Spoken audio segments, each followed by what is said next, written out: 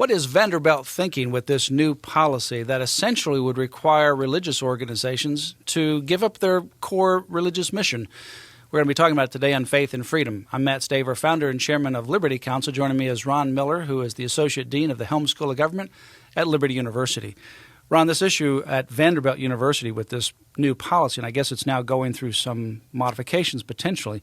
We'll talk about it today, but this particular situation is a policy that will have a negative impact on particularly religious organizations with regards to whether they can maintain their core Christian identity.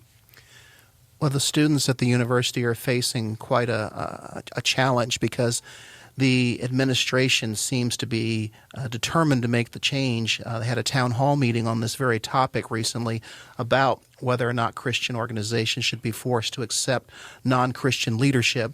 And people turned out for the town hall, but they weren't given the opportunity to speak. So it seems like the fix is in, as they would say, but the students are continuing to hold firm, and they're demonstrating, I think, great resolve in dealing with the issue.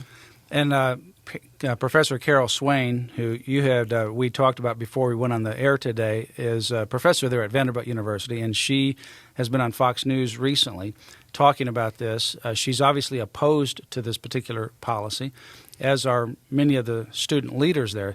This policy is a so-called non-discrimination policy. And obviously, it sounds okay that you don't want to have discrimination, but when you look at it from a religious organization, particularly in light of what just came down from the United States Supreme Court with the Hosanna Tabor case that says that religious organizations can hire whom they want to in order to maintain their Christian identity, their religious identity, which makes sense. Here, essentially, what this policy is saying is that these religious organizations, they would essentially not be able to have the officers or the leaders have the same expressed commitment to the religious mission that the organization stands for. So, for example, if you're a Christian organization and you're having a non-discrimination policy implemented, what if someone is openly homosexual, wants to be the president of your club?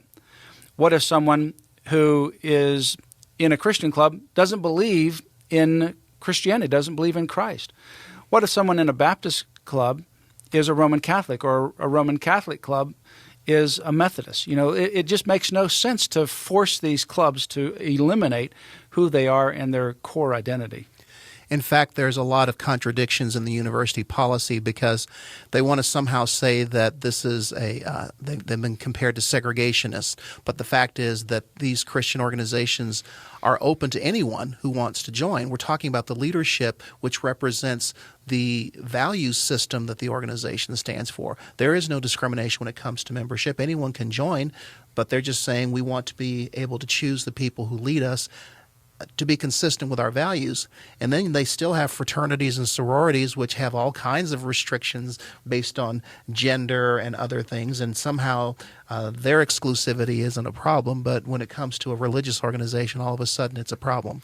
That's right, and now they're saying, well, we may change this to an all-comers policy, which means essentially anyone who comes is able to be a member or an officer, a leader. And Professor Carol Swain says, now they're getting even more ridiculous because that means that the Greek organizations, it would be essentially, the first 20 people that show up at the door, they get admitted rather than going through an admission process. So that means the ones that are for women can have men, or the ones for men can have women, or those that really don't subscribe to the particular organization can enter. It makes no sense. Now, in reality, they probably are not going to enforce it to that level. But that's the absurdity if you bring this policy out to its logical conclusion, what it will ultimately require. The problem that we have here at Vanderbilt is it is a private school. So it is not governed by the Constitution. So there is no First Amendment issue here. There's the First Amendment principles, obviously, but the First Amendment issue doesn't apply because it only applies when you have the government on the one hand and a private entity or person on the other hand.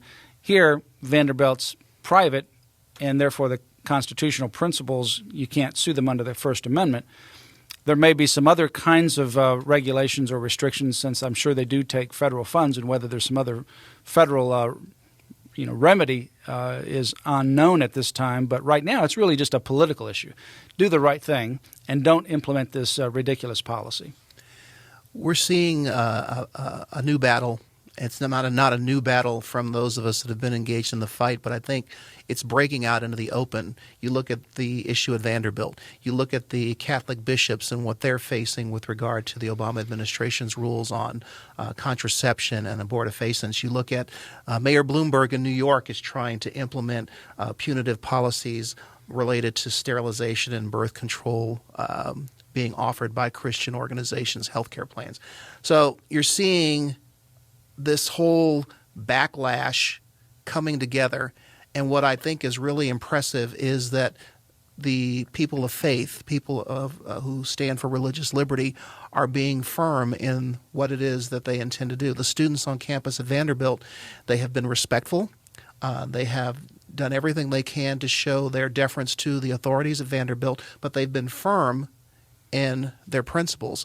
I think they set a great example for what we're going to be seeing in the next few months and years to come. I think we're at a point where a pushback, if you will, that is consistent with our values is coming about. And I think this is just another example of that.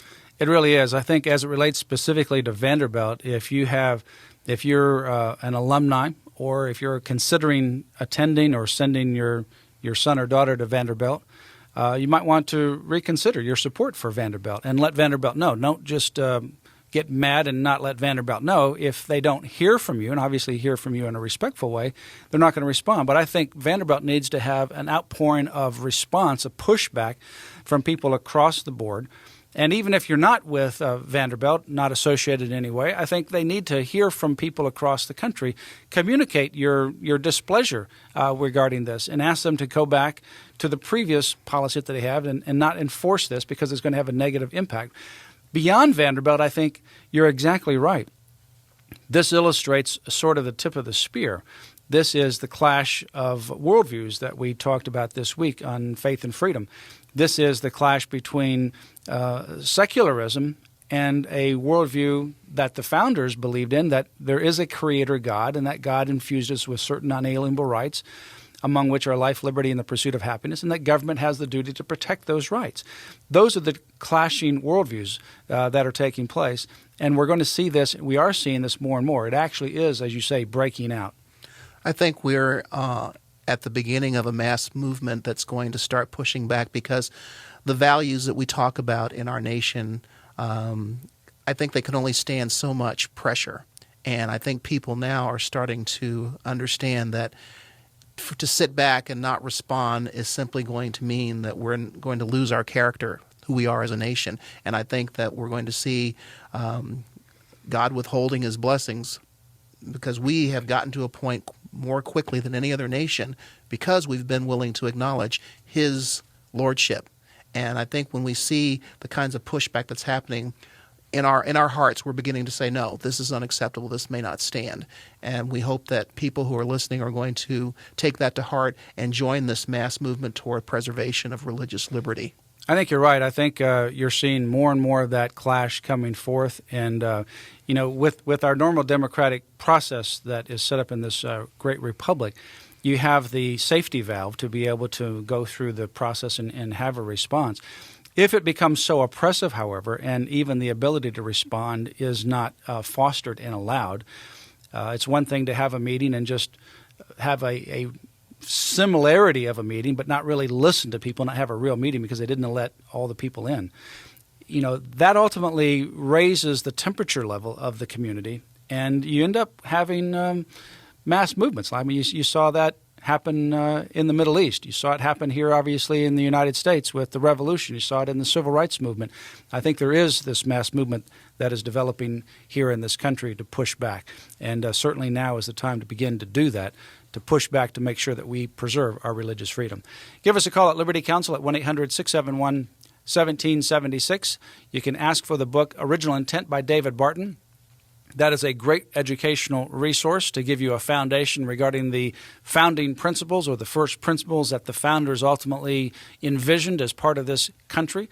You can order that from Liberty Counsel for a contribution of $15 plus shipping and handling, and also the book the Constitution, the Declaration of Independence, and our American Handbook of Religious Liberty.